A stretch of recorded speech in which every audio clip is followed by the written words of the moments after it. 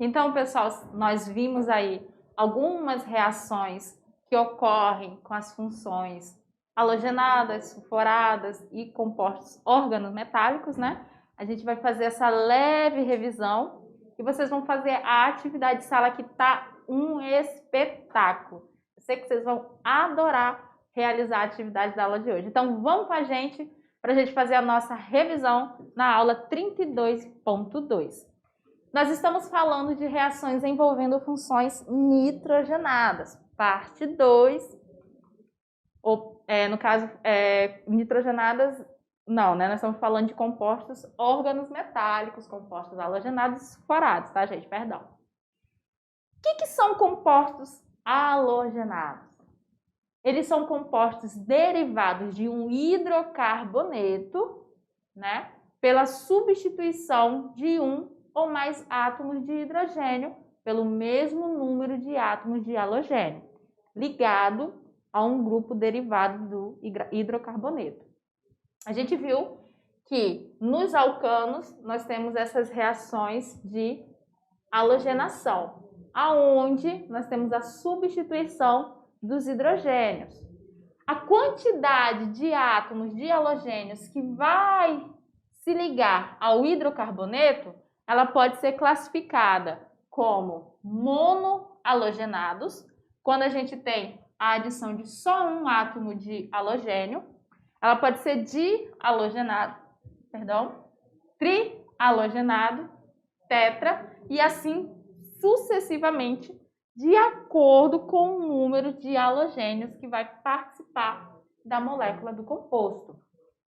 A reação na formação de derivados halogenados, ela é denominada como halogenação. São também conhecidos como haletos orgânicos ou ainda halogenetos orgânicos. Estes compostos aqui, ó, eles podem ser conhecidos por esses nomes também. Já os compostos sulfurados, eles são conhecidos como tiocompostos também. São aqueles que apresentam um ou mais átomos de enxofre ligados à cadeia carbônica. Os principais são os tióis, ou ainda os tioálcools e os tioéteres. Eles têm uma grande facilidade de interagir com os compostos orgânicos, porque o enxofre, ele é um átomo da mesma família do oxigênio, então eles têm características semelhantes. O tio vem do termo grego, né, que significa que o composto significa composto de enxofre. E a gente tem que lembrar, viu, pessoal, que nesses casos, quando a gente está falando de tio composto, são aqueles compostos, por exemplo, quando a gente tinha lá o álcool, o etanol, que era esse daqui, ó, CH3, CH2OH. O OH representava a função álcool. Quando a gente tem um tio composto, a gente vai ter o quê? A cadeia carbônica vai ser a mesma. A diferença é que no lugar do oxigênio nós vamos ter o enxofre, o que caracteriza o tio composto, que nesse caso é um tiol. Nos tioéteres, eu vou ter a mesma situação. O éter seria isso aqui, ó, H3, CH2, e aí eu teria o oxigênio, que é o heteroátomo, CH3. Exemplo, né? Aqui é o metóxetano. Quando a gente tem o tioéter, nós temos o quê? Aonde seria o nosso átomo de oxigênio, nós temos a presença do enxofre, o que caracteriza um tioéster. Tranquilo? Aí, no caso, quando a gente vai dar o nome, a gente chama de sulfetos, tá? Dos tioéteres. No caso aí. Nesse daí seria o sulfeto de metil-etila. Sulfeto de metil-etila, que é o nome dos dois grupos orgânicos que estão ligados a esse tioéster. E os compostos organometálicos, nós vimos que são aqueles que possuem ao menos um átomo de carbono ligado a um metal, como o magnésio, o zinco, o lítio, o potássio, o chumbo ou ainda um mercúrio. E que devido à eletropositividade do metal, essa ligação ela vai ter um caráter iônico bem considerável. E aí a gente tem um exemplo do pentil lítio, né? Ó, 1, 2, 3, 4, 5 átomos de carbono, é o pentil lítio, um hidrocarboneto ligado a um metal. E assim a gente chega ao final da revisão e você agora vai para a atividade de sala e eu aguardo para a gente fazer a correção juntos.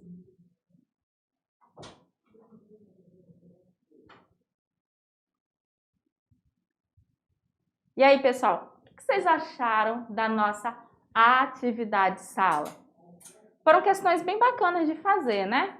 Nós vamos agora resolver essas questões juntos para que vocês possam tirar algumas dúvidas que possam ter surgido no meio do caminho. Então, vamos lá para o nosso Tirando Dúvidas. Na questão número 1, nós temos o seguinte. Ai, gente, que questão bacana. Olha só, ele fala assim. No processo de obtenção da gasolina, antes de fornecer ao consumidor, adiciona-se o aditivo conhecido como tetraetilchumbo, que tem a função de elevar a octanagem da gasolina no motor e apresenta a fórmula molecular 2 pontos. Ele quer o quê? Que você determine qual é a fórmula molecular do tetraetilchumbo. O que eu tenho que ver? Se você está fazendo essa atividade e por um acaso não tem acesso ou não pode pesquisar na aula e quer montar sem colar, sem ir na internet nem nada, o que você vai fazer? Esse tetra representa que ao chumbo nós temos 4 grupos etil ligados. Então, o que você pode fazer? Coloca lá o chumbo e aí vai ter o grupo etil uma vez, o grupo etil 2 vezes, o grupo etil 3 vezes e o grupo etil 4 vezes, não é isso? Ó, tetraetilchumbo. Tem 4 grupos etil ligados ao chumbo.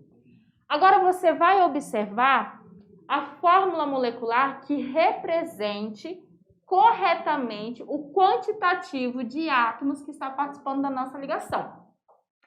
Observe que as fórmulas moleculares aqui, elas têm uma configuração específica, que refere-se ao grupo que está ligado ao chumbo. Então, se você pegar aqui esse grupo aqui, ó, o etil, quantos carbonos tem aqui?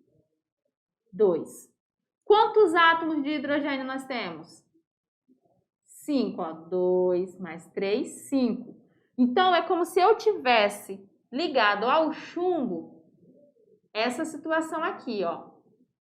Em vez de especificar claramente quem é o etil, ele estaria assim, ó. Vocês conseguem observar? Ele está simplificando as fórmulas estruturais do etil em cada ponto onde ele se liga ao nosso chumbo.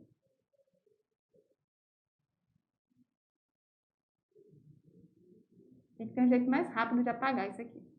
Então, pessoal, pronto. Então, o que ele tem? Tem lá vai eu fazendo. H. C2, né? H5, C2, mulher. H5, né? Agora vamos olhar. Eu tenho um átomo de chumbo, tá aqui, ó. Em todas as alternativas eu tenho 1. Todas, o chumbo tá correto. Agora vamos ao etil. Eu tenho 1, 2, 3, 4 grupos etil. Eu tenho 4 grupos C2H5. Aí você vai olhar qual dessas alternativas aqui está correta. Essa daqui, a letra A, está errada. Ela diz que ele tem 2 grupos CH3H8 ligado ao chumbo. Logo, está de cara errada. A letra B, que para mim é a alternativa correta, ele está dizendo que ele tem 4 grupos CH2H5. Olha só, 4 grupos CH2H5, que é o que nós temos. Na letra B, ele diz que tem 3 grupos CH4H6. E na letra D, 5 grupos CH4H10. A letra E, 3 grupos CH4H8. A nossa alternativa correta é a letra B. Se a gente for olhar o aditivo que é conhecido como tetraetil chumbo, ele apresenta a fórmula molecular aqui, ó. O PB, parênteses, CH2H5. Esse 4 está dizendo que eu tenho 4 vezes esse grupo, que está representando justamente os 4 etis que estão ligados aqui ao nosso chumbo. Por isso, a alternativa B é a alternativa correta. Questão número 2. Fala o seguinte: muitos papéis escurecem e apodrecem como consequência de reações químicas que produzem ácidos em suas fibras. Para bibliotecários e arquivistas, a perda de livros raros, manuscritos e jornais antigos é um problema preocupante. Recentemente, há muitos esforços para encontrar um meio para preservar vastos acervos com baixo custo e sem danificar o papel ou a tinta. Uma solução promissora é a que utiliza o vapor de dietilzinco para neutralizar a acidez do meio da reação com os íons hidrogênio. Olha só quem eles estão usando. Eles estão usando o dietilzinco. Aí vem a pergunta. O dietilzinco é um exemplo de, 2 pontos, um hidrocarboneto alifático. Lembrando que quando a gente fala hidrocarboneto, eu me refiro a um grupo orgânico que somente tem carbono e hidrogênio. Eu não posso ter átomos diferentes. Nesse caso aqui, ó, quando eu digo dietil, eu tenho 2 grupos etil ligado a quem? Ao zinco. O zinco não é carbono e nem hidrogênio, então a letra A está fora de questão. Letra B, aleto orgânico. Aleto é quem?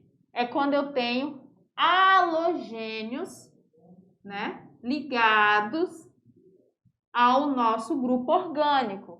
Halogênios é o flúor, o bromo, o iodo, são todos os membros da família 17. Então, a letra B também está errada, porque o zinco, ele não é um halogênio. Letra C, ele é um exemplo de composto organometálico? Sim. Nós temos aqui o etil, que é um composto orgânico, né, um grupo orgânico, ligado ao zinco, que é um metal. A nossa letra C está certa por isso. Carboidrato? Não, nós não temos metais ligados ao carboidrato. E aqui, um composto organoclorado seria um aleto, porém, o halogênio específico aqui seria o cloro, que não é o caso também. Então, a nossa alternativa correta é a letra C, composto organometálico. Vamos observar aqui, ó. Ele chamou lá, disse que é o dietilzinco. Então, eu tenho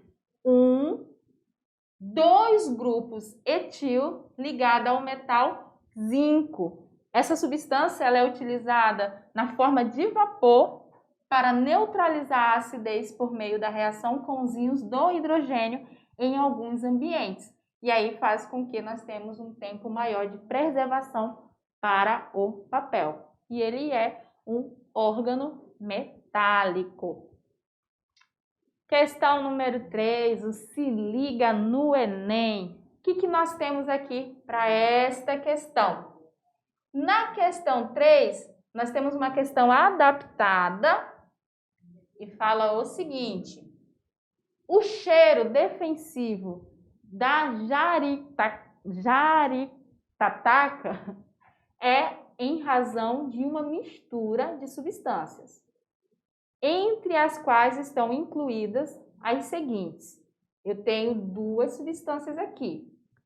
Quando você estiver fazendo uma questão, seja no Enem, seja nossa, seja onde for, que tiver estrutura orgânica, identifique o máximo de informação que a estrutura está trazendo para você. Por exemplo, nessa primeira estrutura aqui, o que nós vimos? Nós vimos uma estrutura de carbonos saturados, ligações simples, e a presença de um tio composto, que é um enxofre ligado à hidroxila.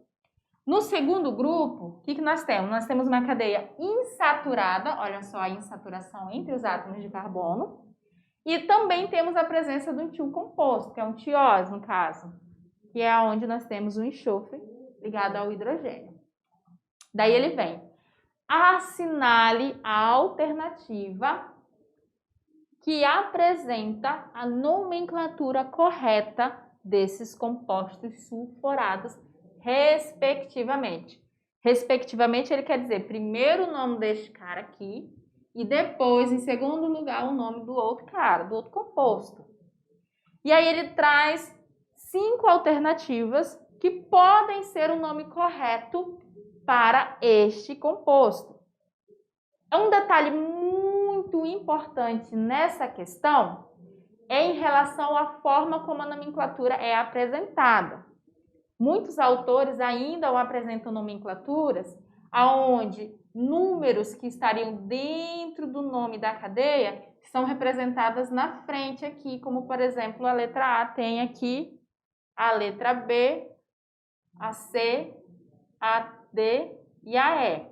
Esses números que eu circulei, quando a gente está fazendo a nossa nomenclatura, normalmente, olha só a letra A, como a gente faz nas nossas aulas, ó, ficaria 3-metil, aí a gente faria o quê? Butano, aí o espacinho, 1-tiol. Não é assim que a gente faz nas nossas aulas? Essa é a nomenclatura de acordo com a IUPAC.